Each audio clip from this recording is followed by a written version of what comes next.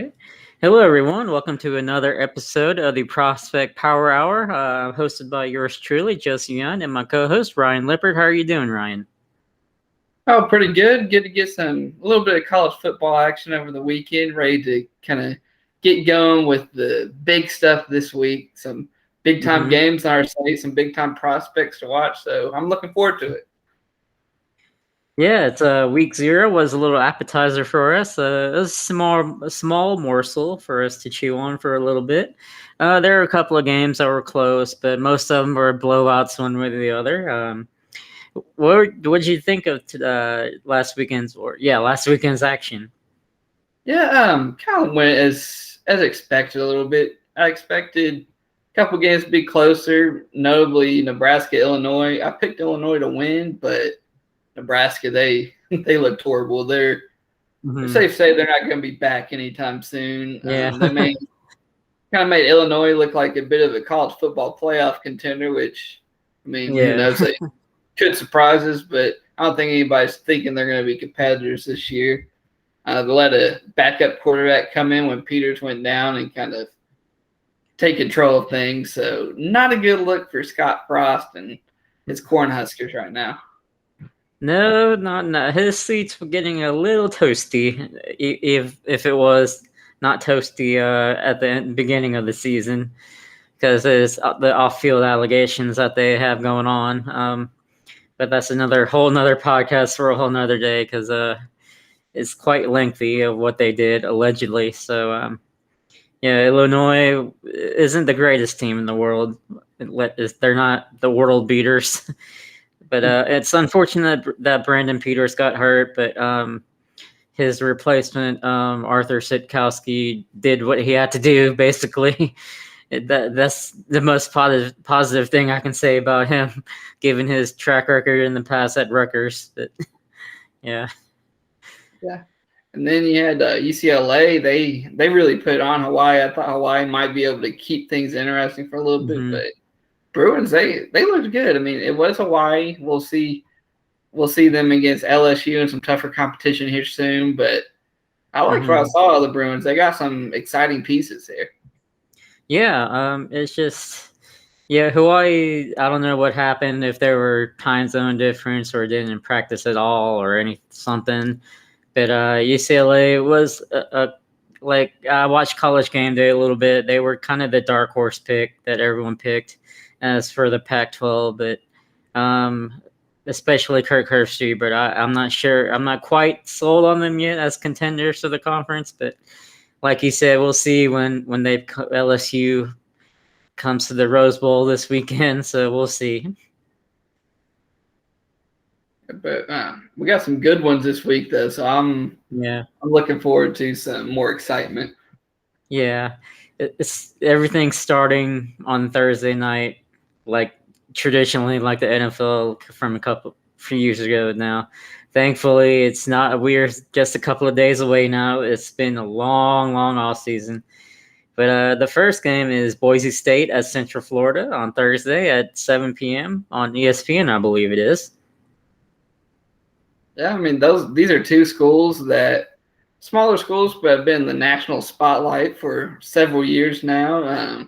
UCF, they're led by Gus Malzahn out of Auburn now, and they got a quarterback coming back, Dylan Gabriel, that I've liked a lot early in his career. I think he could propel himself into that top tier quarterback conversation with a good season this year, and he's got his guy Robinson to throw the ball to this year. So those two should be able to make some noise early. And then on defense, I got a guy like Big Cat Bryant, another former Auburn guy. So him and Malzahn hmm are reunited, and I liked him a lot at Auburn, man. They've been kind of stacked on the D line, so he didn't get to show as much there. But I think he's a guy that could make a name for himself as a prospect this year. Yeah, he's a super senior, so I forgot who the defensive coordinator was there now, but it's just Central Florida has been the national champions from a few years ago, if you believe in that kind of stuff. But yeah, Scott Frost left. Speaking of Scott Frost, he left them a pretty good cupboard for Gus to take over with.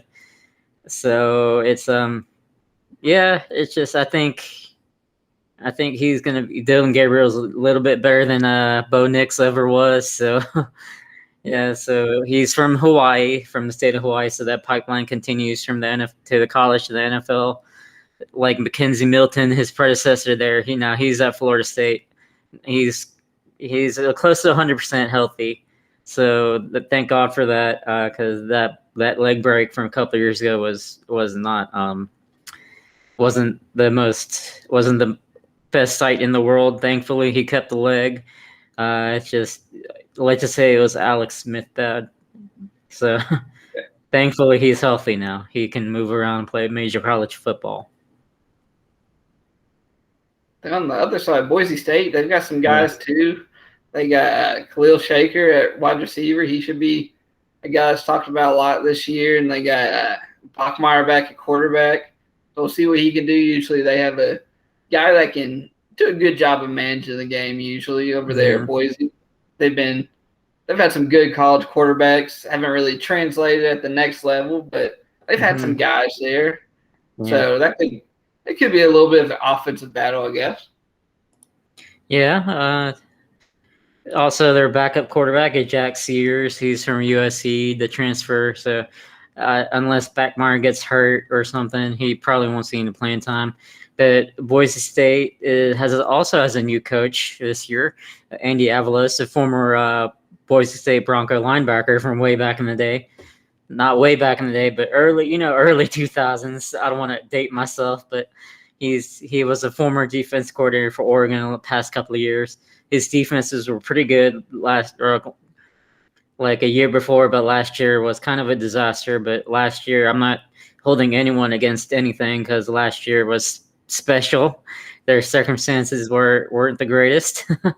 But they have a couple of Oregon guys on the roster from Avalos on there. Running back Cyrus Habibi-Likio. He was used primarily as a goal line back at his career at Oregon, but last year he was used more and more due to C.J. Verdell's ineffectiveness, I'll say. And also Andrew Falu, he transferred in as well. So, yeah, so there's a couple of guys that Avalos is familiar with that he can rely on to teach the system to the other players currently at the program. Yeah, but I think it could be a good game for a little while. Yeah. But at the end of the day, I think UCF kind of takes off with this one, gets off to a hot start to their season.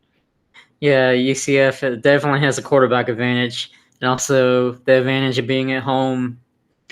Because in the Florida heat, that's a completely different thing from anywhere else heat. It just I'm as a Florida State fan, I'm still upset about the Boise State upset over Florida State a couple of years ago, where they came down to Tallahassee and just beat them due to hydration issues.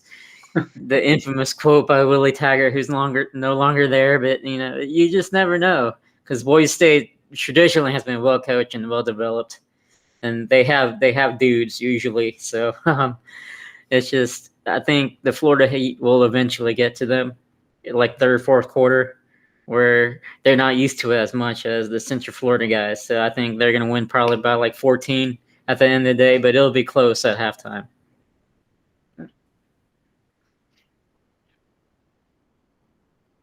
So who we got next here on the schedule? It looks like NC State and USF. It's on the schedule Thursday as well. Yeah, 7:30 on ACC Network. It's also on, if you have ACC Network, it's also on Comcast or Xfinity, I believe now. So you don't have to cut the cord. So that's good. Yeah, NC State, they got some guys. Zonovan Knight at running back. He's now the ACC leading rusher. So it'll be fun to watch this year. We got Mecca Emezi at receiver. line. They get left tackle. They called the regarding the interior offensive lineman. They came at Kwanu. He's been talked about a little bit in the first round, but it could be early season. We'll see how he turns out. They got some guys. Yeah, the tackle class this year. Yeah, the tackle class this year isn't the greatest, I'll say, but it's not like last year. But they still have some. There's still some dudes that can go early. But yeah, they have some guys on offense, like you said. Emezi, I like to compare him to a. I know it's the same school, but I like to compare him to a Jacoby Myers type of guy. Yeah, I can see that. Yeah. So, what do you think of their defense, NC State? Their Wolfpack. I like their linebacker, Peyton Wilson. He comes from the top inside linebackers in the class. They got Corey Jordan there. Those are two guys I'll have my eye on that game. Yeah, I know a little bit of Corey Jordan. He's from Florida State. He transferred in, and North Carolina State has been traditionally one of the best defensive line developing programs the past several years. So they have like one or two guys every year in the draft that just blow up all of a sudden, during the off-season process.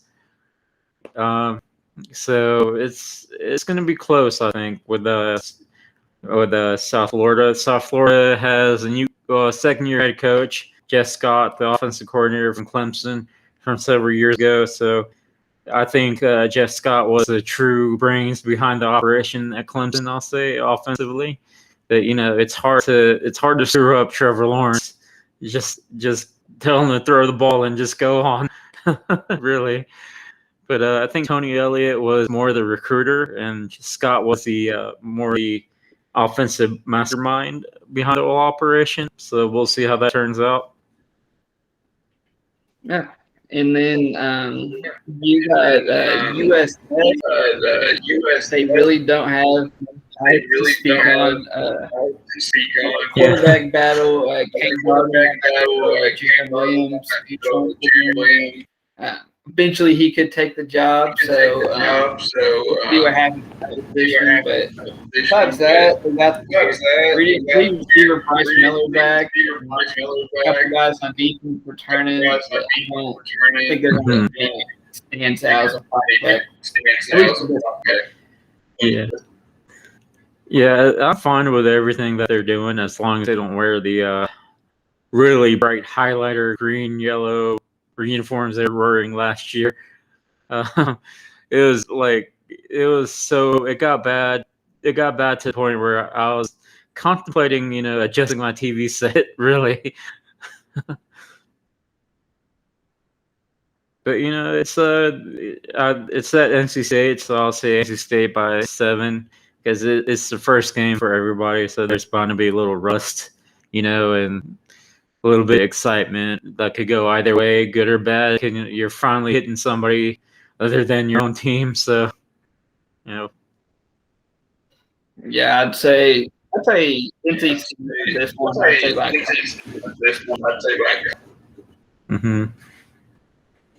Yeah, it's NC State's really well coached in most years. I think if they have some guys, they're really good. Developmental guys, like I said earlier. So, yeah, we'll see. Then, what's the next thing on the docket for the Thursday? Yeah, we got a big one. Ohio State and Minnesota. Ohio State's loaded this year. I mean, I could have a whole page of their prospects and future prospects. Yeah, yeah, it's the big one, probably on offense for Ohio State, is probably Chris Olave, the receiver. He's in the conversation for wide receiver 1, but I'm not willing to give him that title just yet. But he's in the top 5 for sure, preseason wise. So there are reports that Garrett Wilson, his teammate, might be better, but we'll see.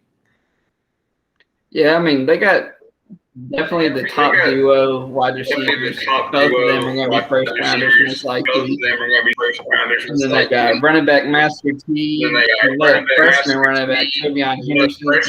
Time this year. I liked him a lot out of high school. C.J. Stroud in his first year should have an abundance of weapons along with Jeremy Ruckert at tight end. Then you got big player Mumford moving to guard on the front. He should be first round, second round pick. So a very talented offense. Yeah. They also have a tackle named Nicholas Petit Frere. He's been in the program forever now. It seems like he's a former 5-star recruit. Pretty much every big name there at Ohio State is a former 5-star recruit. So with the occasional 4-star and the occasional 3-star here and there, but it's they have a stacked offensive line. Those two probably could be the best offensive line tackle guard duo probably in the country right now. I'm not willing to give them a top billing just quite yet, depending on how the season plays out. But Mumford was a Senior Bowl invite last year, and he came back. So yeah, we'll see how it goes offensive line wise. Also, speaking of offensive line, they have Paris Johnson, another 5-star recruit. So he's going to be a big name to watch for this year or next year if he stays. But yeah, I mean, I like their offense, but they also got some guys on defense as well this year. I mean, they got Haskell Garrett on the interior defensive line. He's going to be a stud, I believe. And then Teron Vincent. And then for Zach Harrison, he's going to be top 3 edge. He's very, very good. Yeah. And of course, we can't forget Larry Johnson Sr., the defensive line coach. Probably the best defensive line coach in America right now, in either the college or NFL, because the Ohio State defensive line to NFL pipeline is just outrageously crazy.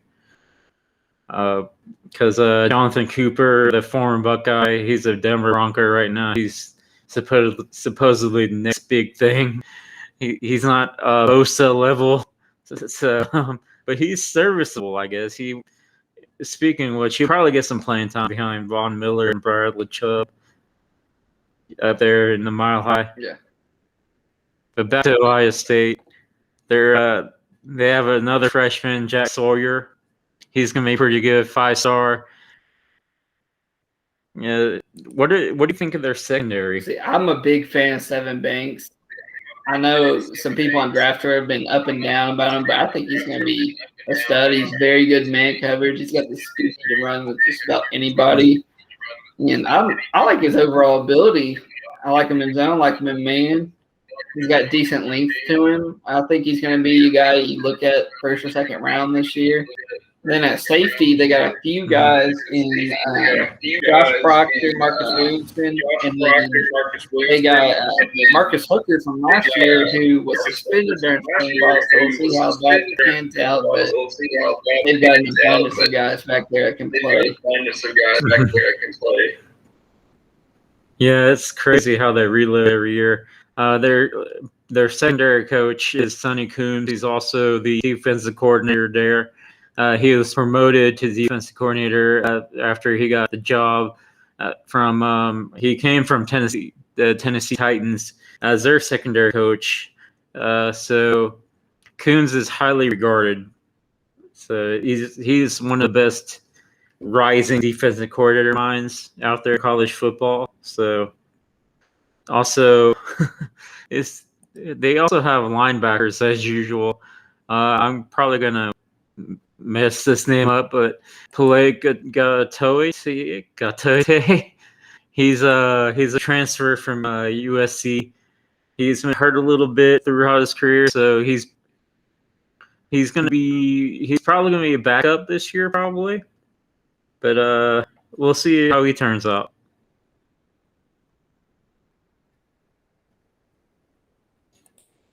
So, any other thoughts on Ohio State before we move on to the Minnesota side of things? I mean, besides that they're stacked, not really. Yeah, I mean they're stupid loaded. But Minnesota, they got some Yeah, guys Minnesota too. has a couple of guys as well. So yeah. They got Tanner Morgan coming back at quarterback. He's had a little bit of an up and down career, but he's a veteran, so he should be able to maybe do some things for him. He, of course, loses Rashad Bateman, but luckily he's got one of the best running backs in the country, in Muhammad Ibrahim, so it should take some pressure off of him. And then Ibrahim, of course, is running behind Big Daniel Falele, huge mountain of a man at right tackle. I'm really excited to see him play this year. Yeah, Falele is like huge. He's like 6'8", 350, 60 on a good day if he's on a diet. Yeah, I was like, dang man, he's kind of like I compare him to the former Eagles tackle Halapote. I'm pronouncing his name wrong. I'm sorry, Vitae Fans family. I compare him to Mr. Vitae. I'll call him because they're similar size, similar skill set, but Falele is just huge. They also have another receiver coming back from a couple of years ago. That helped them out when they had Tyler Johnson as well, along with Bateman. They had Chris Altman-Bell's back for a super senior year, so he's back. So he should provide some help in the receiving department while the young guys come along. Yeah, they definitely have some guys, and they even got some guys on defense. They got Niles Pickney at the interior D line. He was at Clemson for a while, but unfortunately they were stacked at his position, so he was kind of lost in the rotation a little bit. So be interesting to see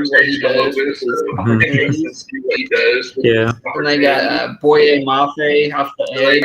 Those are two guys in the front seven that could probably make some noise and maybe put a little pressure on the Buckeyes. Mm-hmm. So, what do you think about this game? How it's going to end up? I know pretty much everyone's going to predict Ohio State's going to blow them up, but I think it's going to be closer than what everybody thinks. It could be close with it being a Big Ten matchup, and it seems like Minnesota is one of those teams that kind of sneaks up some people sometimes. But still, I just think Ohio State's going to be too much to handle. Win by at least a couple touchdowns. Yeah, the only way Minnesota can catch them by surprise is Ohio State's looking ahead to next week's matchup against Oregon at Columbus. So, I mean, this is at Minnesota, where it's a really fun place to play. I'll say they have a relatively new stadium that's really nice. But I think Ohio State by 17 at least. Yeah. So that wraps up Thursday's action. But this is Labor Day weekend, so we're not too far away from it. So Friday night, we're still there. UNC North Carolina at Virginia Tech, 6 p.m. ESPN, I believe. Yeah, North Carolina's a team that I've liked a lot the past couple of years. Sam Howell, he's probably my favorite quarterback prospect right now. He's very Baker Mayfield-esque in his play. And then, of course, he loses his weapons. He lost 2 running backs and receivers, but he's got Josh Downs coming back sophomore year. He'll be his go-to guy next year. And then he got Ty Chandler, the running back from Tennessee, that should fit right into that system. So it's not like he doesn't have anybody around him this year. I mean, that offense is still going to be very dangerous. Now, I don't think they're going to knock Clemson off the throne, but I think they make a big bowl game this year and at least compete with Clemson. Yeah, it's just the Coastal is wide open as it is as usual every single year because it's Clemson versus somebody different every year in the Coastal. It seems like UNC's like you said, I compare Baker to Sam Howell. They're about similar size-wise, and so not to mention, they have another receiver, Caffrey Brown, coming back. He's Deami's younger brother. So the family bloodlines are definitely there. The offensive line, they have a couple of guys back, so they're still a work in progress. But unfortunately, news came out that recently today, I think, that their another senior receiver, Bo Corrales, he's going to be out for the game, unfortunately, due to injury. Yeah, defensively, the Tar Heels have a bunch of guys that should be drafted, like Storm Duck. It's unfortunately that he wasn't an Oregon Duck. It's because the name matches so perfectly. It's just I wonder what Oregon was doing at recruiting him. But also their other corner, true sophomore Tony Grimes. Interesting story about Grimes. He enrolled at North Carolina last year, right before fall season started. So he was a freshman corner, but the second half of the last year he really came on to be one of the best corner prospects in the country. So if he keeps up his progress, I think he could be cornerback 2 or 3 in 2023 or 24 if he stays. I think he has that kind of talent.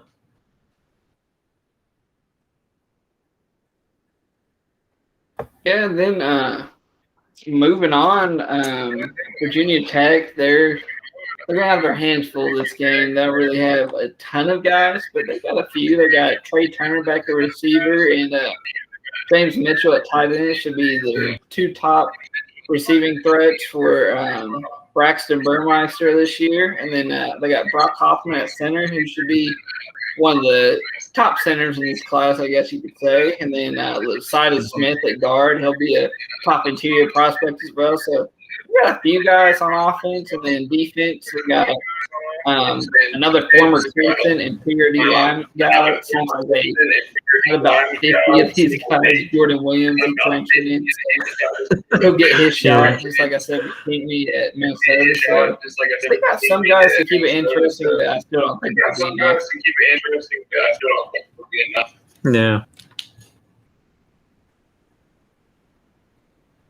Yeah, I think North Carolina is going to overwhelm them, but Blacksburg at night is probably one of the most special atmospheres, especially when it's rolling with fans. Enter Sandman at an introduction. That's one of the coolest introductions you can do in college football. Plus, Justin Fuente, he's probably fighting for a job this year, I think. Virginia Tech has Braxton Burmeister, he's an Oregon transfer. Hendon Hooker transferred to Tennessee. Wasn't it Tennessee? Yes, I believe it was. Yeah, Tennessee. Just named the backup, yeah. I should say. Yeah. That's going to be a really fun game, but we'll get to that later. Tennessee. But I think North Carolina is going to win by 14. But you never know with these ACC conference games. Yeah, I'd say, it's a conference game, but it's another one I think the talent's going to show. North Carolina's going to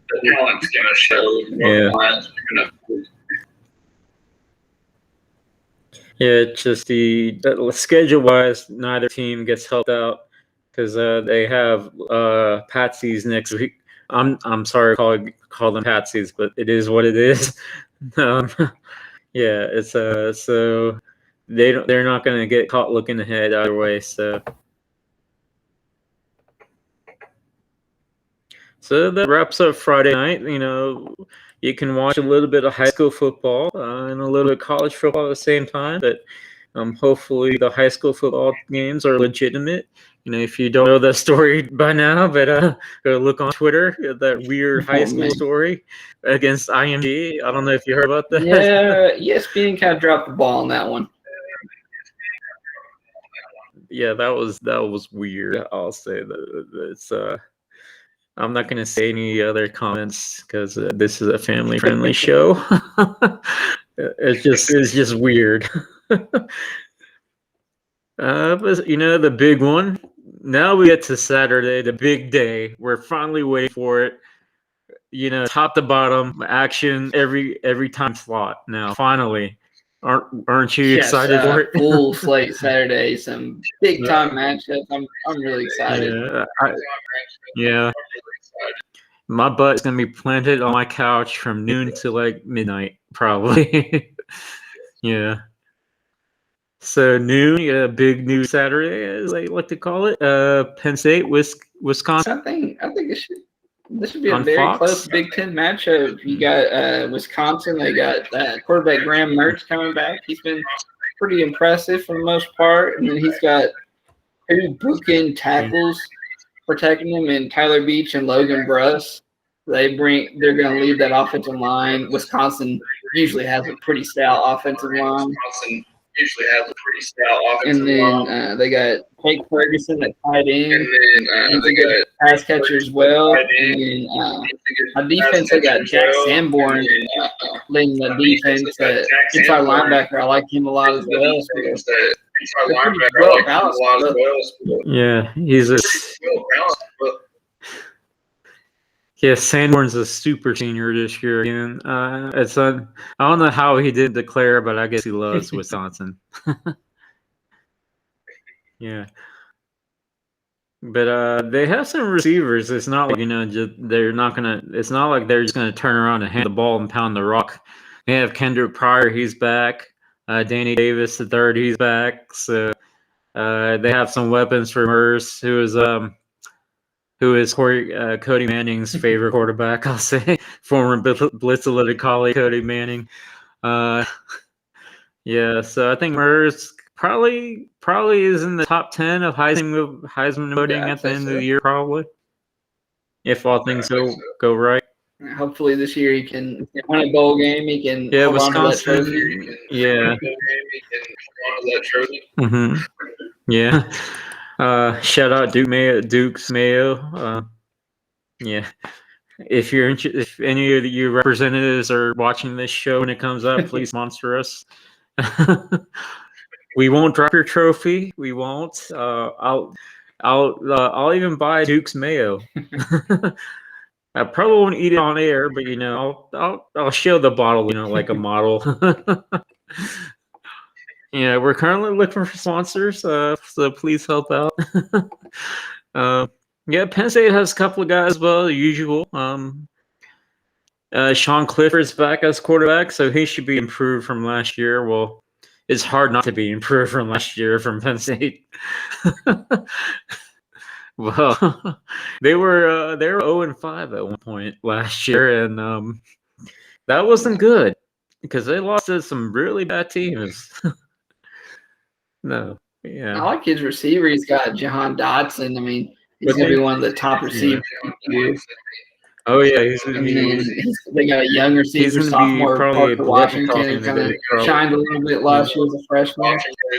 And then Rasheed Walker, offensive tackle, who was right there in the offensive tackle conversation in the draft. So they got some pieces on offense. And then defensively, I mean, they lose Micah Parsons, but they've got some really good secondary players this year. They got Castro Fields and Porter Jr. at corner. And then Brisker at strong safety, so we should be pretty stout on the back end at least. Joey Porter Jr. is the son of longtime Steelers linebacker Joey Porter, so he has a football bloodlines to play. So, yeah, it's a shame that Journey Brown had to retire last year due to medical issues with his heart. Because I believe he would have been really good for them. I mean, he was right up there in preseason in the running back conversation. So yeah.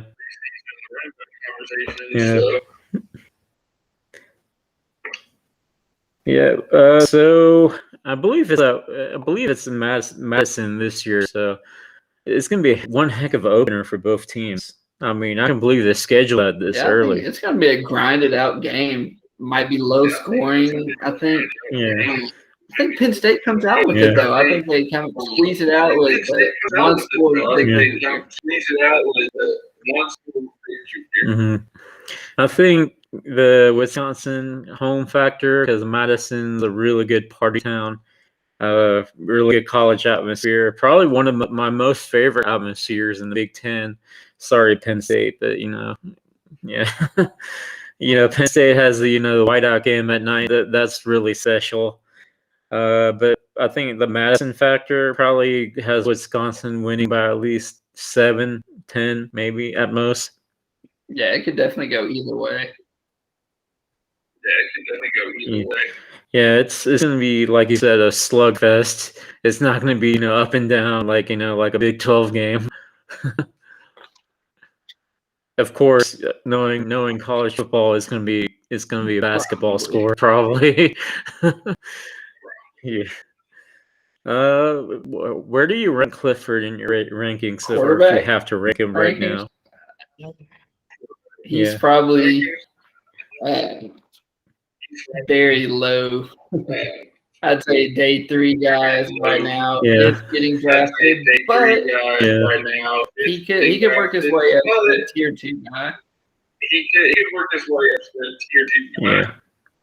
Yeah, I have him around the round 5 range, maybe early 6 right now. But yeah, it's I'd say he needs some 5 work. is his ceiling right now. I'd say 5 is his ceiling right now. Yeah. I think Murs is a better prospect, prospect wise. I think he's a round 3 guy. I'm sorry, Cody, he's not first round yet. I'm sorry. It's still mind blowing that Merson started the Rose Bowl against Oregon from a couple of years ago, but I think he would have won the game other than Jack Cohn. But that's a long story from a long time ago. Yeah. Yeah. So next up, the big one for down south, Alabama at Miami in the Mercedes-Benz Stadium in Atlanta, 3:30 AC. Yeah, Alabama defending champs. They're another team like Ohio State. I can have a page of prospects for them, like just like every year though. Just like every year though. They got a new quarterback, Bryce Young. I like him a lot. I don't think Alabama's gonna miss a beat switching from Mac Jones to him. Mhm. Unfortunately, I got a first round last year against my Wildcats. They beat us by 60. And I remember the first drive he was in, he made some plays. And I was like, wow. The first drive he was in, he made some plays. Alabama's a good team. That's million. Yeah. That's a millionaire Bryce Young. Millionaire Bryce Young. Yeah. Yeah, that's pretty cool that NIL is getting guys paid like that. But get back to the prospects. Yeah, and then they got Brian Robinson coming back at running back. It'll be his time to shine this year with Najee Harris. John Mechie coming in at wide receiver 1 now with Smith and Waterline. Jaleel Billingsley, a lot of people are counting him as tight end 1. I like him a lot as well.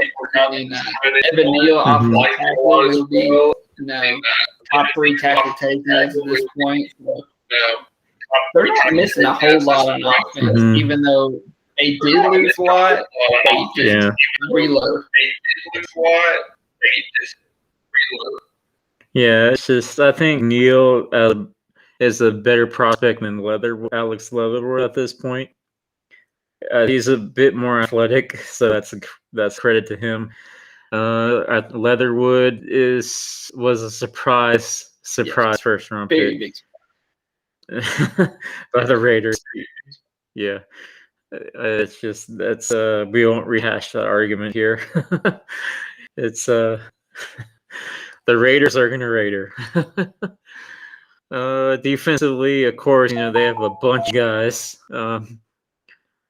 Yeah, LeBron Ray, unfortunately, I think he's hurt. He's been seemingly around the program forever, it seems. Yeah, but luckily for them, they're stacked at the defensive tackle spot. I mean, they had him, but they also got Mathis and Dale and Abuige, and they'll miss him, but not too much. And then they got Christian Harris at linebacker, who I like a lot.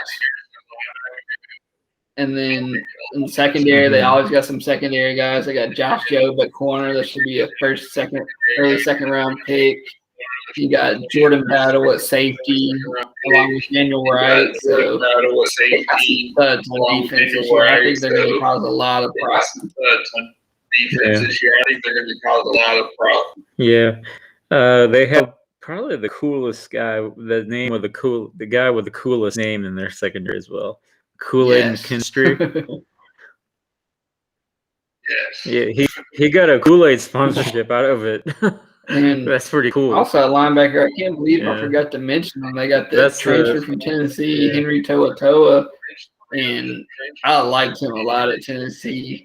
Even as a young Yeah. prospect, I think he turns into a first-round Yeah, pick he at was Alabama. yeah. Turns into a first-round pick at Alabama. Mm-hmm. It's just I can't believe he went to Alabama. I mean, it's just I rich can. get He richer. wants to get to the next level. Yeah. I can. The next level. Yeah, of course, and that's gonna be fun. The third Saturday in October when they play Tennessee, that's gonna be an interesting Yes, homecoming very for him. Yes, very interesting. Yeah, but yeah, it's Tennessee's in a bit of a shambles Yeah, it's right not now. I'll looking say. good, old Rocky Top. Yeah, it's not looking good. Yeah. Also, they have a bunch of cornerbacks. Marcus Banks is another big name. He should be, if he plays well, he should be at least a third round pick. They don't have any certain level guys, obviously, but they have a good depth. I'll say. It helps when you got a bunch of five-star guys coming up from the practice squad ready to take over. A bunch of five-star guys coming up from the practice squad ready to take over. Yeah, it's ridiculous how good they are. I mean, we'll see how Bryce Young does. Being the man, but it's going to be an easy transition for him. He has an abundance of weapons. He's set up to succeed. He has an abundance of weapons. He's set up to succeed. Yeah. So Miami side, they have a couple of guys. It's not like they're not. It's not like they're the little sisters of poor Alabama playing. It's just they're not on Alabama's level just yet, or won't ever be. Yeah, I like De'Aaron King at quarterback for him. Dual threat guy. Really Miami's offense really transformed. Miami has needed a quarterback for a long time. Miami has needed a quarterback for a And they got a tight end, Will Mallory, who some people are already saying is better than Melvin Jordan. So it's be interesting to see that connection there. Well as Cameron Harris at running back. They got some pieces on that offense with Zion Nelson on the offensive line. They can make a little noise. Yeah, Jared Williams, the offensive line version, because there was another Jared Williams that transferred to FAU, the quarterback. He actually won the job there, believe it or not. But the tackle version, he's a highly regarded prospect. I think he's probably a third or fourth round tackle at this point, if he can keep on improving. So we'll see. Defensively, they have a couple of guys. Defensive end, Zach McLeod. He's came back. He's going to replace a couple of guys. DeAndre Johnson, another defense end. He's a redshirt senior this year, I believe. He's going to be really good. I think he won't be Jalen Phillips good, but he'll be good. He'll be serviceable, I think. Bubba Bolden at safety. He'll be one of the top safety prospects. Bubba Bolden at safety. He'll be one of the top safety Miami royalty, Al Blades Jr. at corner. Yeah. Al Blades legacy is on to him. Yeah. So It's like he can do there. He can do there. Yeah, it's if you're Blades, you just cannot not go to Miami. It's like it's in your blood. At one point, Al Blades Jr. was considering Florida State. That would have been really hilarious. He might have been put for a job. But I think if he went to Florida State, he'd been out. He'd have been disowned probably. But I think Bubba Bolden's your classic strong safety type. In the box, he's not the best in coverage. I'll say that. Yeah, they're gonna have their hands full week one, obviously, in Bama. Like I said to a lot of people, I think if Derek King can make some plays and even keep this respectable of a game, I think he helps his spot tremendously. But I don't see that. Yeah. It's just, yeah. Everybody thinks it's going to be like a slaughter by like 50. I think it's going to be at least It won't 28 be. at most. I think Alabama's probably going to let off the It gas a won't be little a bit. 50-point game just because Miami does have some players. But they're still not going to be within it's one not like- score yeah. or anything like that. Yeah. No. Unless Alabama just turns it over on every drive, and so yeah, it's just Miami has a couple of linebackers I like. Bradley Jennings Jr., the son of former Florida State linebacker Bradley Jennings. That's unfortunate that the legacy did not continue in Tallahassee, but Manu Diaz is a really good coach, I'll say, but it's just defensively he's a good coach, but overall head coach wise he's not the best. I'll say Miami isn't back. They could be on their way, but I think we still need a few years of solid recruiting classes. Yeah. It's just if Miami wasn't in Miami, I think they could be just as bad as Nebraska. That's pretty bad. Yeah, but Miami, you can just drive 20 minutes and land that's 5 how they got recruits to where they all over the were. place. They win what they call the state of Miami. Yeah. That's how they got where they were. They win what they call the state of Miami. Yeah. It's like it's just crazy. What if you guys haven't watched that 30 for 30 for Miami? Please go watch it because it's ridiculous how they built that dynasty. Tyree Stevenson, he was transferred from Georgia, the corner there, so that's gonna be another guy to keep an eye on for Miami. But so do you think this will be I'd at say least 4 scores? Yeah, I'd say 4 at least. Yeah. It's.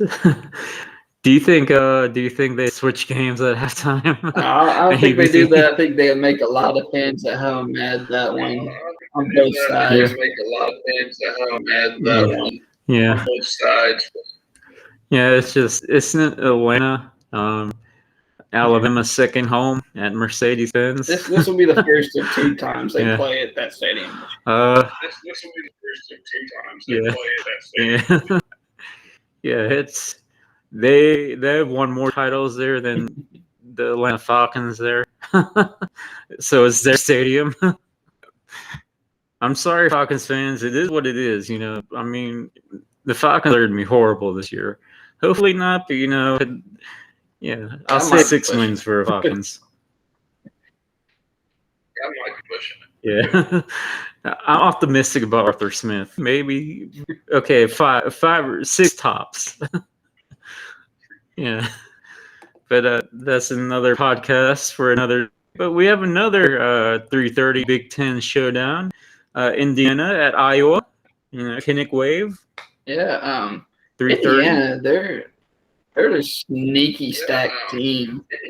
They have some high-level draft prospects. I liked quarterback Michael Penix Jr. I liked him a lot last year. You got Mike Freifogler, who was the senior last year. I think he's going to make a name for himself in that top-tier receivers.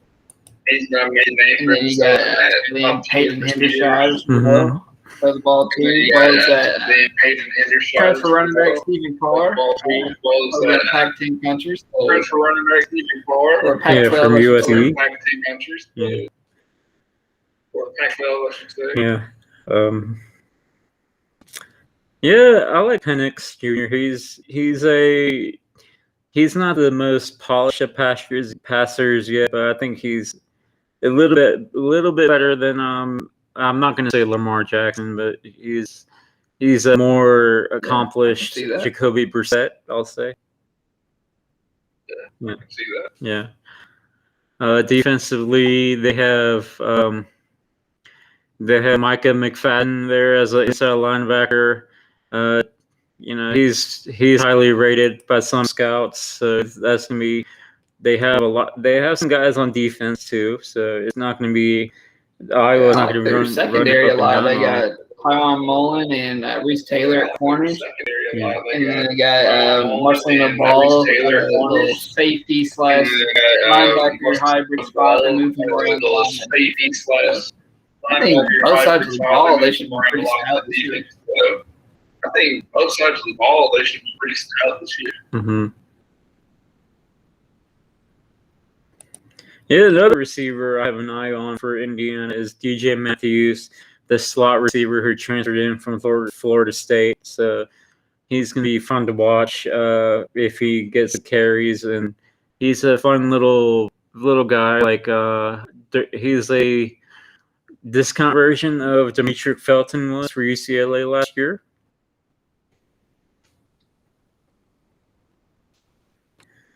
So Iowa is probably where the most prospects are at in this game, I think.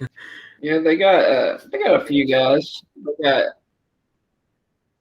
Tyler Goodson coming back at running back. He's one of the top level running backs. They got Sam Laporte at tight end, who's their lead receiver last year. They're more known to run the ball.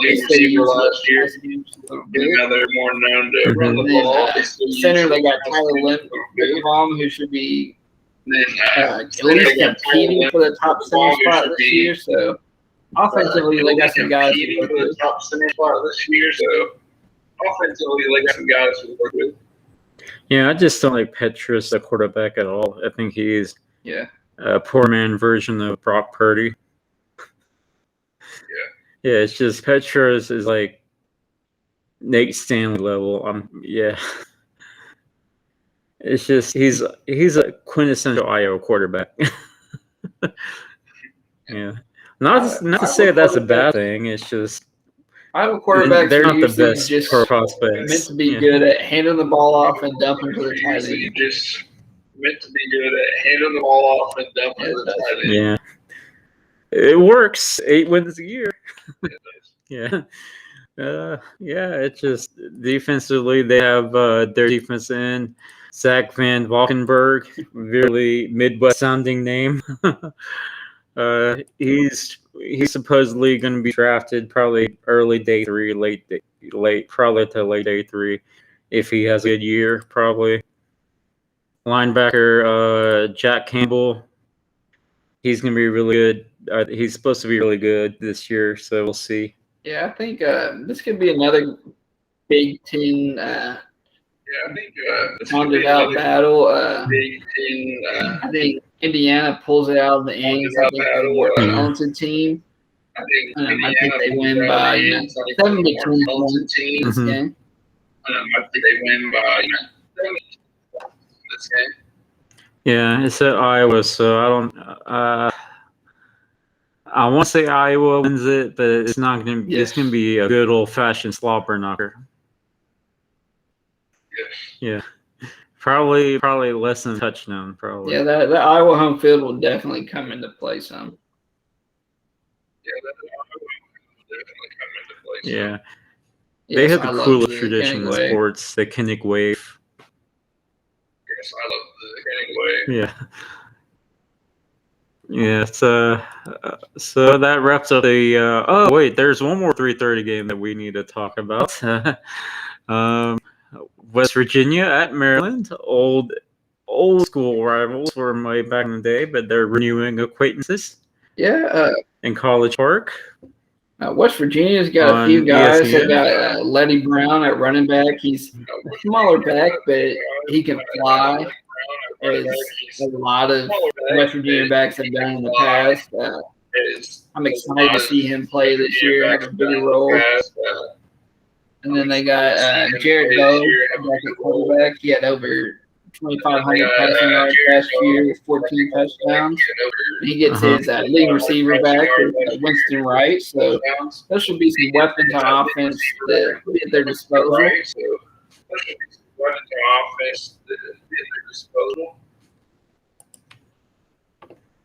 Yeah, I like Jared Day. I watched him from Bowling Green when they played Oregon like 3 years ago.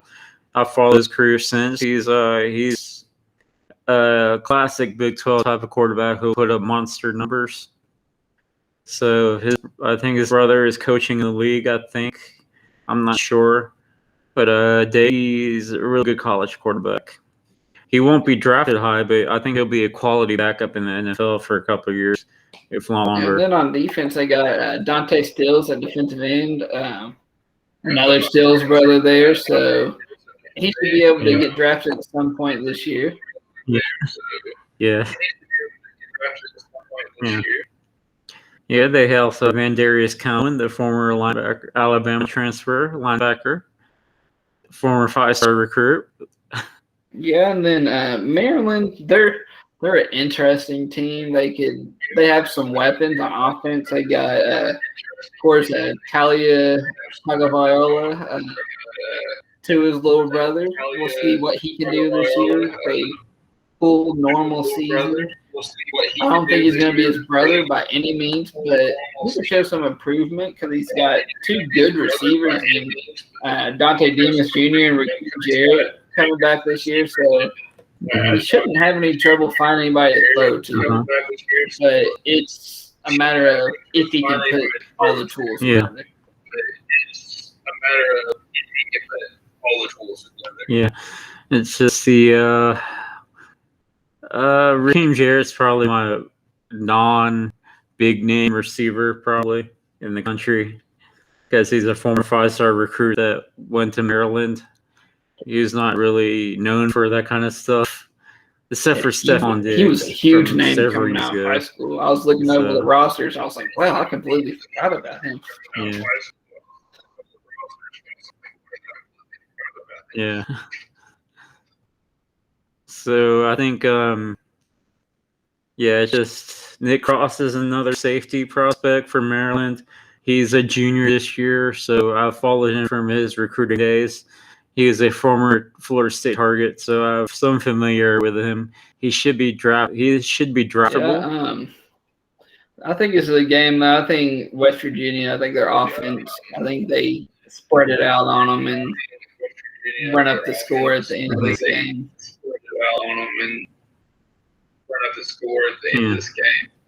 Yeah, it's gonna be. Yeah, it's probably gonna be at least 17 to 21 margin. Yeah, it's Maryland is not the most well coached outfit,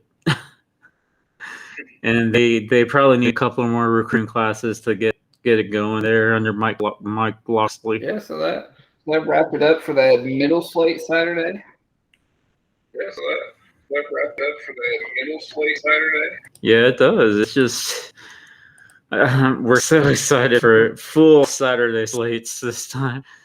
Of course, the big one, the biggest game of the day, Georgia at Clemson in Charlotte at the Panther Stadium, Bank of America Stadium, 7:30 ABC. I think that's going to be the best game of the evening Saturday. I mean, Clemson, it's Clemson. They're like Alabama and Ohio State. They vote every year.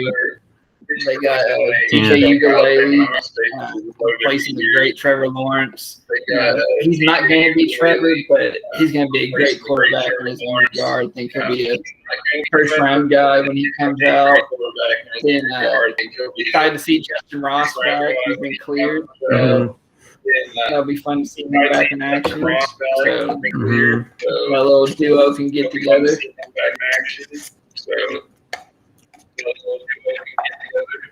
Yeah. Of course, Joseph Nagta, he's another receiver for them, a highly regarded receiver. Of course, the greatly named Aju. He's in their receiver. It's defensively, they got some guys as well. They got Thankfully, their backup quarterback Andrew Booth will be. Yeah. He's finally back and healthy. He'll be one of the top corners in the draft this year, so it'll be fun to watch.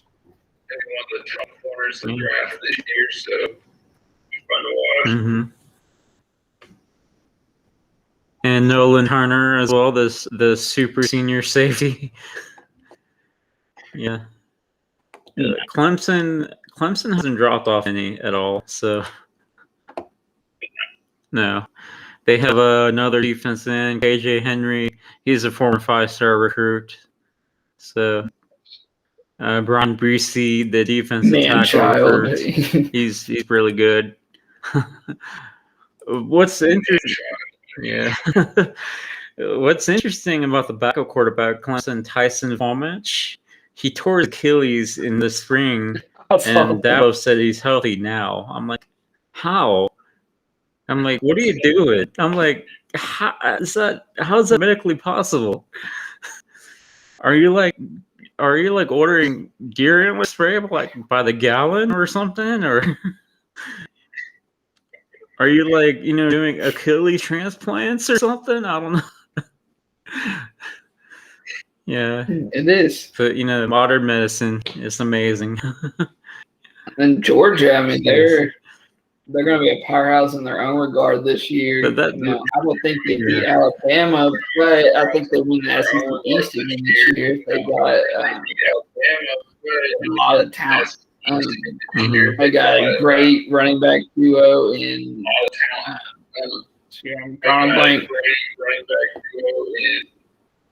Zamir White and James Cook. James Cook. Probably the best duo in the country. Yeah. Their quarterback, JT Daniels, a former USC transfer. When he finally played last year, he was really good for them. He's a first-round pick as well. Yeah. It's unfortunate that George Pickens got hurt. I think he's going to be right there in the ACL, wide receiver one conversation. He needs to go to the same. Yeah. Yeah, if he's healthy, I think he wins. But they got a guy, Kearis Jackson, he should be good as well this year. So yeah, no George Pickens, but he'll be a good guy to go to as well this year. So George Pickens, but he'll be a good guy to go to. Yeah, it's unfortunate that their tight end Darnell Washington got hurt, so he may be out for the year. But I'm not sure what the prognosis is because I haven't caught up on it. Arik Gilbert, he's a former 5-star recruit. He's been bouncing all over the place. He went to Florida and then transferred to LSU and then transferred to Georgia. Hopefully he's away from the program right now, but hopefully he comes back right and gets it together because he's really talented. Of course, they have a bunch of offensive line guys as usual. Like Jamari Sawyer and Justin Schaefer, probably the best 2-guard duos in the country. Yeah, I mean they're stacked on defense again this year as well. They got Davis at defensive tackle is going to be a stud for them. Davis at defensive tackle is going to be a stud for them. Yeah, it's I can't believe it's their defense. Their defensive line is lot of linebacker as well. Yeah, Robert. Linebacker as well. Mm-hmm. Quay Walker is finally back, healthy. Hopefully, he has a senior year as a former 5-star recruit. Nolan Smith, he was the number 1 recruit a couple years ago. Hopefully, he's good. Hard-hitting safety, I like him a lot. And then safety. They got a couple guys in the second line. They got a couple guys in the second. Darion Kendrick, a former Clemson guy who got dismissed.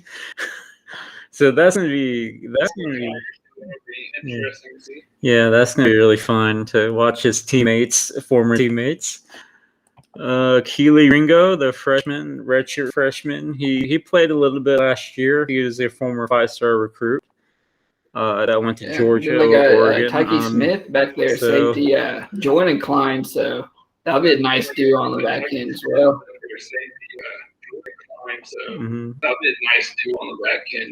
Yeah, and of course, Kirby Smart's a secondary guy like Coach Saban was. So it's going to be interesting how the secondary works out. But if Georgia can get any offense together, they should be contending for a national championship. But yeah. It's just the coaching has held them back for a number of years. I mean, if Kirby doesn't get it together this year, I don't think he'll ever they got get a window, I believe, now, because I've seen a lot of with this new SEC realignment. Alabama will probably get moved to the East, so their time in the East will be done. Yeah, their time in the East will be done. Yeah. And Florida's on the up and up, but Florida shoots himself in the foot year after year as well in big games. Yeah. Big games. Yeah. I think it's going to be close, honestly. Who do you think wins this game? But I think Clemson's overall a better team here. I think they win one possession game. I think Clemson's overall a better team here. I think they win one possession game. Yeah. It's near home. It's in Charlotte, so it's another home game because they are usually in Charlotte in December. So they're going to be like Alabama, playing in the same stadium twice in 1 year. So I think Clemson's going to win by. I will say, if Georgia pulls this one off, even if they don't win the SEC championship, they'll probably be right in the college football playoff. Even if they don't win the SEC championship, they'll probably be right in the college football playoff. Yeah. I mean, their schedule is good enough to do that. I mean, I think they play Alabama this year. I'm not sure.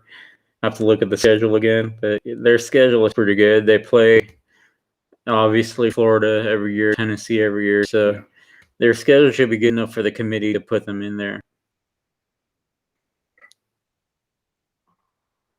If Clemson loses this game, it's going to be their conference isn't good enough. But the voters will still put them in there out of reflex. Yeah. So that wraps up the big game of the night. So LSU at UCLA. We've been hinting at this game for the longest time on the show, past couple episodes.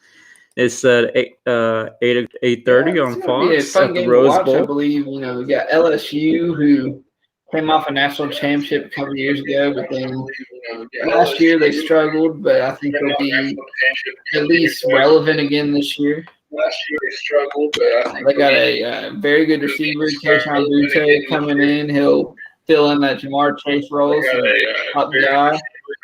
And then, unfortunately, they had a quarterback injury, so it'll be Max Johnson's turn. So we'll see what he can do there.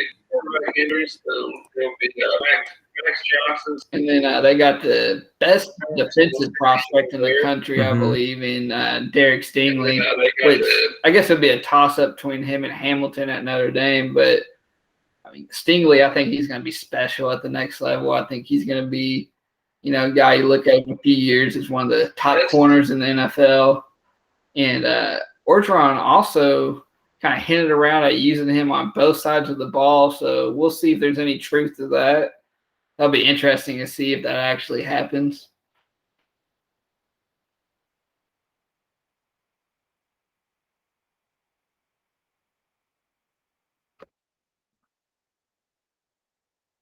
I think you're frozen, Joseph.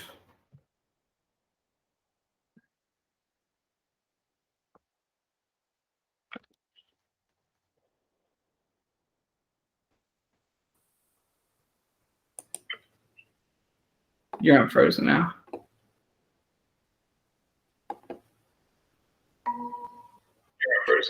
Yeah, we're sorry about that. That technical difficulties. Yeah. Yeah, y'all good? Can you hear me? Yeah, technology. We're sorry about that, folks. A little bit technology is a little funky. So as you were saying, LSU.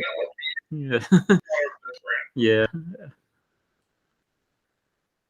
Yeah, but I'll say LSU, they got Boutte on offense. They'll be their star receiver this year. Max Johnson, unproven quarterback. See what he can do.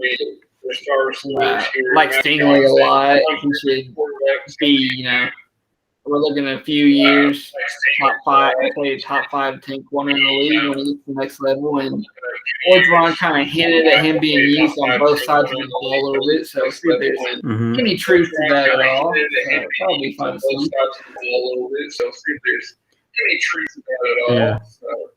see. Yeah, hopefully. I think he's CB1 early this year. I think. They also have Eli Ricks. I believe that's probably the top mate there, corner duo in the country easily. Yeah, I believe that's probably the top corner duo in the country easily. Mm-hmm. And also they have BJ Ojulari, Aziz's little brother. He's a sophomore this year, so hopefully the talent is there like Aziz was. And then you got UCLA coming off that big win against Hawaii. They showcased their talent. DTR looks good, and then you had Zach Charbonnet put on a pretty good performance at running back, so they can make a little noise against LSU.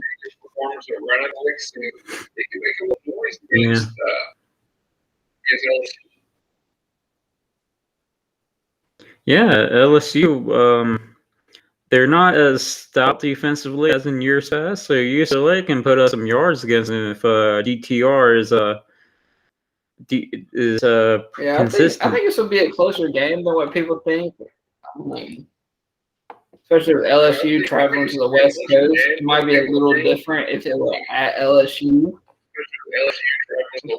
I think LSU still wins in a close one. Mm-hmm. But like you said, if DTR is on his game and the offense is moving, then I could easily see UCLA pulling it off as well.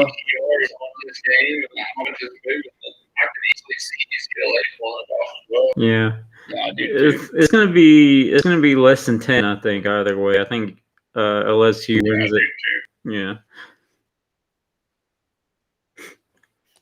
It's just they got too many guys on defense for UCLA to cope with, I think.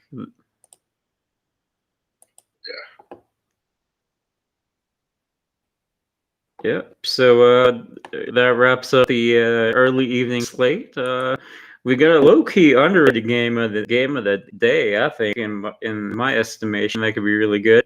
Nevada at Cal at 10:30 on Carson Fox Strong Sports in 1. action. We get a lot of QB1 talk, and I can see it. He's got the arm strength. He can make. He's accurate. I mean, he's got cannon for an arm though.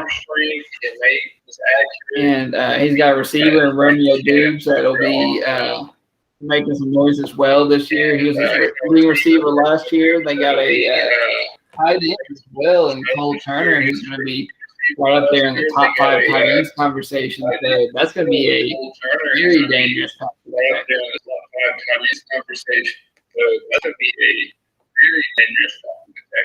Mm-hmm.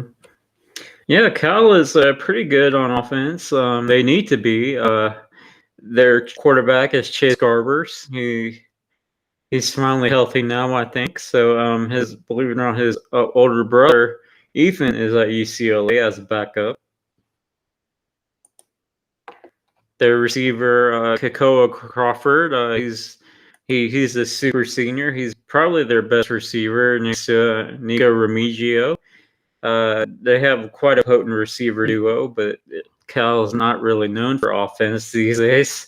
They have a pretty good running back, Marcel Dancy. They got a linebacker over at Cal that I like a lot. Corey, I don't know if that's how you say it. Corey Dean. He's going to be very good this year. I think he'll be right up there. Top linebacker conversation. So it'll be fun to see him against a potent offense. Yeah. Top linebacker conversation. So yeah, Cameron Good's back. He's a super senior as well. Luke Beckett, he's back as well. He's the defensive lineman. He went to Cal, transferred to Boston College for his graduate year, and then transferred back to Cal for his super senior year. So that was a weird journey. Yeah, I think that's the first time that's ever happened.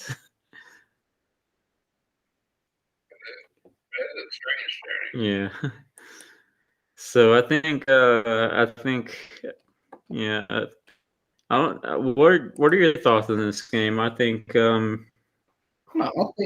think Nevada's offense. I think Cal wins it barely by I don't 6. know, man. I like Nevada's offense a lot. I think they could win by a couple scores even. Yeah. I don't know, man. I Yeah. like Nevada's offense a lot. Yeah. A couple supports Yeah. even.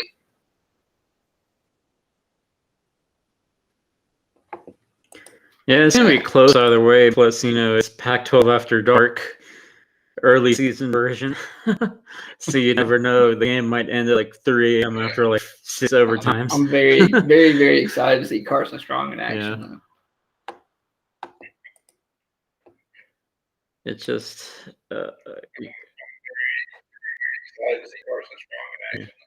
yeah, Pac-12 after dark.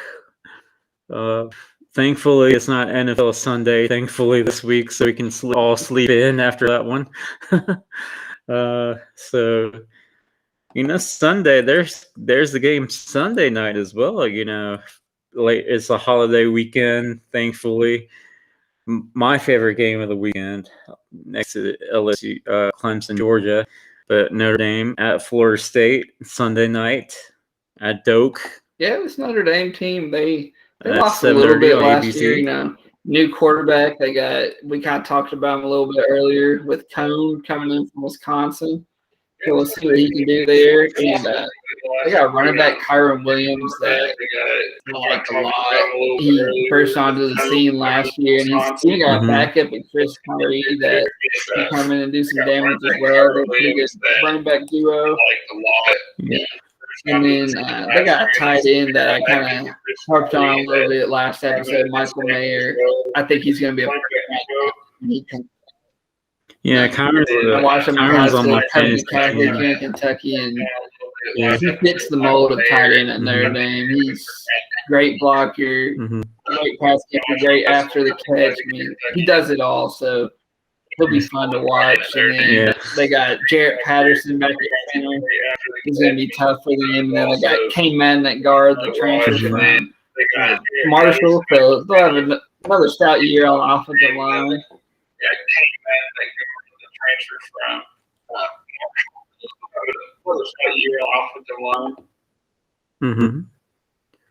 Yeah, a fun story about Caden Madden. Florida State was his number 2. He committed Notre Dame after visiting Florida State, so that's a little bit of a sore spot. Yeah, so that's gonna be interesting. But the Irish defense, they're pretty good as well. They got the freak that is Kyle Hamilton at safety. Led the team in tackles last year. He should be 10 pick in the draft. So I'm anxious to see him for another year.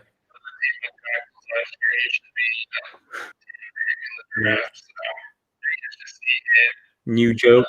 Yes. He's a new joke.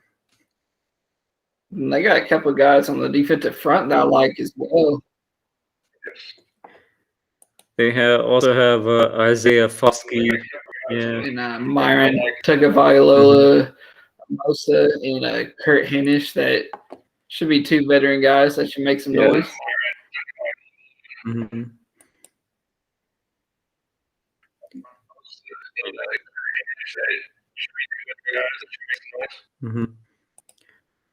Yeah, it's gonna be a tough game for Florida State, I think. But shout out Notre Dame fan, our Ryan Roberts. You can follow him at Rise and Draft. My friend, my buddy. He's a big Notre Dame fan. But Florida State has a couple of guys as well, so they're on the way back. I think it's a big recruiting weekend because all the big 5-star and 4-star guys are being hunted for this game. So Florida State needs to show up and show out. I've been mentioning his name throughout both episodes we had. Mackenzie Milton, he's back healthy at quarterback.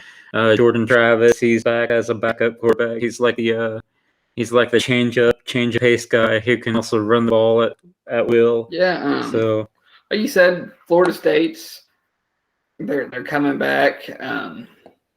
Milden, I think, will be a big piece of that this year if they can keep him healthy. But I think Notre Dame's going to be a little too much for your Seminoles, unfortunately. They got too much firepower on both sides of the ball in this one. Notre Dame's going to be a little too much for your Seminoles, unfortunately. Mm-hmm. They got too much firepower on both sides of the ball in this one. Yeah. It's unfortunate, but yeah,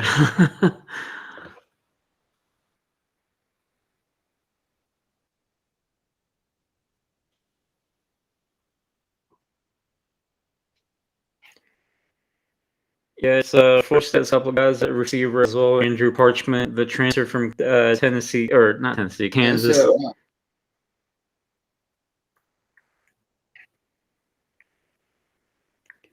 So it's not like they're. So you think Florida State can keep it interesting with them, or?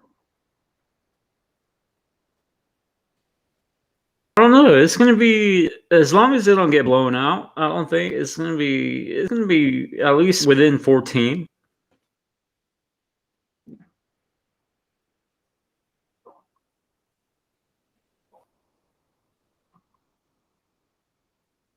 So what do you think? I think Notre Dame leads by a couple scores. Mm-hmm. I think it depends a lot on how Cone plays in his offense. Mm-hmm. Because Cone is just not that good. But Florida State has the edge guy, Jermaine Johnson. He is a Georgia transfer. He didn't get that much playing time at Georgia as expected, but he's their top edge rusher. He has day 2 draft grades for me so far from what I've seen on tape. So plus Amari Gainer, their star linebacker, he's healthy, so he's gonna be fun to watch. Their defensive back room isn't the best, but it's serviceable. I mean, Notre Dame doesn't have the best receivers out there, admittedly, so it won't be a big test, but it'll still be a test. They also have defensive line wise Fabian Lovett, the Mississippi State transfer. He was really good for them back a couple years ago. So, and they also have Jashawn Corrin, their running back, transfer from A&M, and DJ Williams, a transfer from Auburn as well, the running back. So Florida State has some weapons to make it interesting. I just don't think they have enough horses to beat Notre Dame top to bottom. Yeah. Then we got a little Monday night action in college football as well. Yeah. We got Ole Miss and Louisville. Louisville, Ole Miss, 8 p.m. Yes, ESPN. Ole Miss, they're not going to win the SEC Louisville has a West couple or prospects. But I think they're a sleeper team.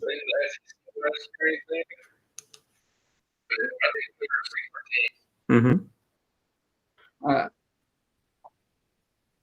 Yeah, they have a couple guys. Matt Corral, he's getting some love as quarterback 2 in the class, maybe. Yeah, I like Corral a lot. He can get it done with his arm and on the ground. They got a running back, Jerrion Ely, that I like a lot. He gets it done. He's also on my fantasy team. Yeah.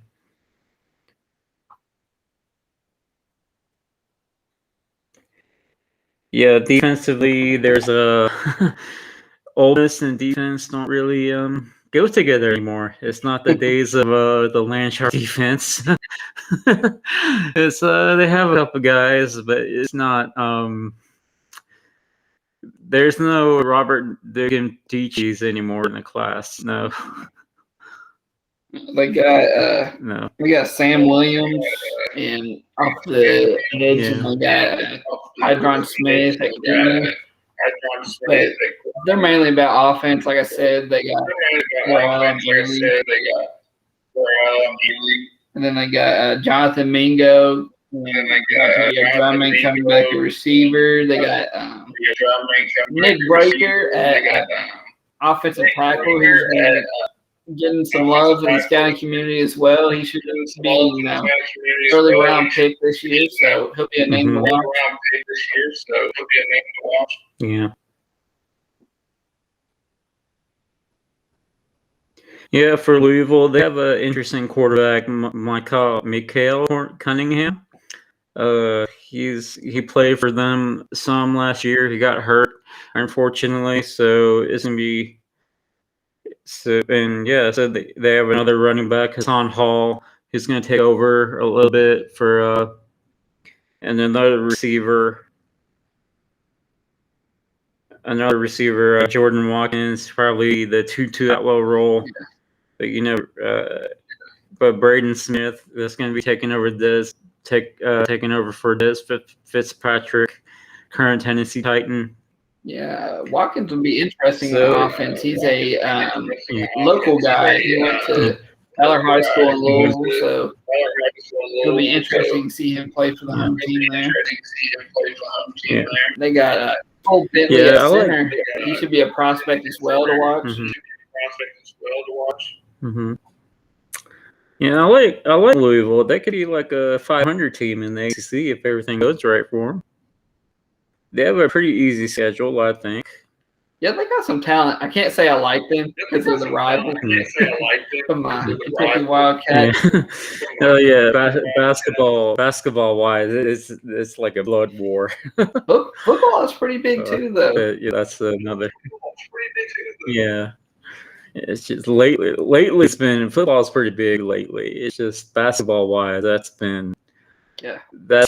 basically their version of Duke, North Carolina. Oh yeah. Yeah, it's just. Here's a side tangent. What as a Kentucky fan?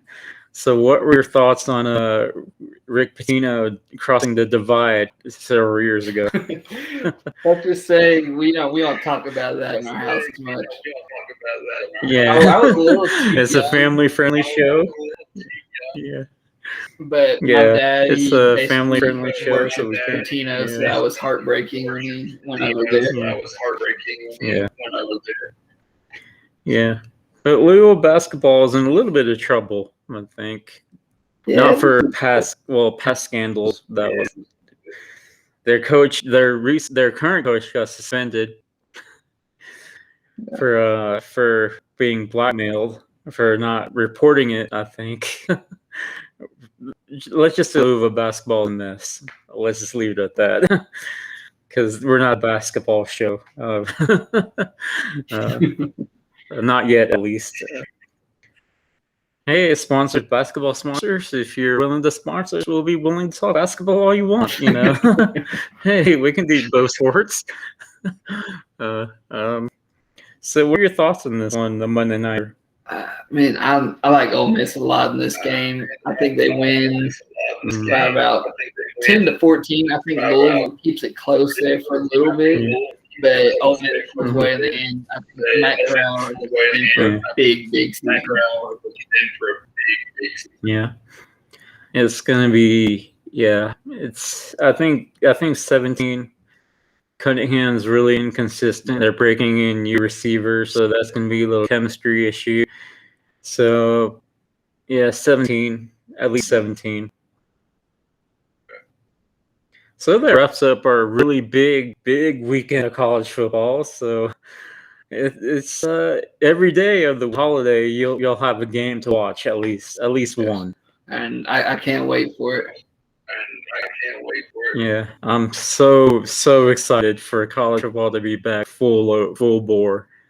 It's been such a long off season.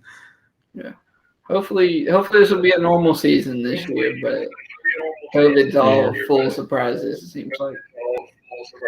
Yeah. COVID's affected the NFL already with several teams with multiple players on the COVID list. So, but the conference policies varied from different conferences. Like the ACC, for example, if they said that if both teams have COVID issues. It's automatically no contest for both teams. While the SEC is like one team screws up, it's on that one team. And I just wish there was like one uniform policy that they can go to. Hey, this is it.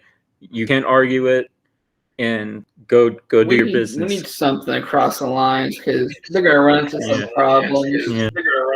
You know, SEC say like Alabama has to forfeit or something, and then you get that whole big debate. It's going to create a mess. Yeah, like Ohio State did last year, where they had to like beg and crawl and scratch to get into the Big Ten title game. Yeah. Yeah, we don't want that to happen again this year. So we want everyone to stay healthy. Yes, that's most important. Everybody stay healthy and let's have a full season this year. Yeah, everyone get the vaccine if you're able to, mask up, all that good stuff. And hopefully, our thoughts and prayers are with the Gulf Coast region after going through Hurricane Ida yesterday and Sunday. It was one of the strongest storms on record for that region. So it's a lot of bad stories coming out of that region already. So our prayers are with them to hopefully they can recover pretty quickly from Ida and get back with us, to watch football, enjoy football. Absolutely. Yeah. Because the Saints are in Dallas practicing. So, fortunately, Superdome didn't get any damage this year or this time out, fortunately, compared to Katrina. So, yeah, they were more prepared for it, I think, this time around, thankfully. It's just a hospital situation is very tragic, but that's I don't want to make it political or anything because it's we're not that type of show. I hope, or what I'm trying to say is we hope that everyone stays safe and healthy and recovers quickly. Absolutely. Ditto. Yeah. So do you have any other closing thoughts for the show? Like we said, college football is finally full swing now. Yeah. So hopefully we'll have something next week, maybe some surprises and some new prospects we didn't even think about. So interested to see how it pans out. Yeah. Yeah, it's everyone enjoy the holiday weekend coming up, and NFL regular season around the corner too. So we'll be double-barreled action all the way through until February. So yeah, for Joseph Yun, Ryan, do you have your social media followers you need to give out? You can see my work on Blitzalytics and also Steel City Underground, which is a Pittsburgh Steelers website. And you can follow me on Twitter and all other social medias at Lippert42. Give us a follow and also check out all fellow riders and scouts at Blitzalytics as well. Mm-hmm. Yeah, we're churning out daily content every day at Blitzalytics. We're putting in lots of work on our scouting matrix stuff that's going to come out soon. So I've seen it. Ryan's seen it. It's really monster. I mean, it's like industry changing. All I want to say.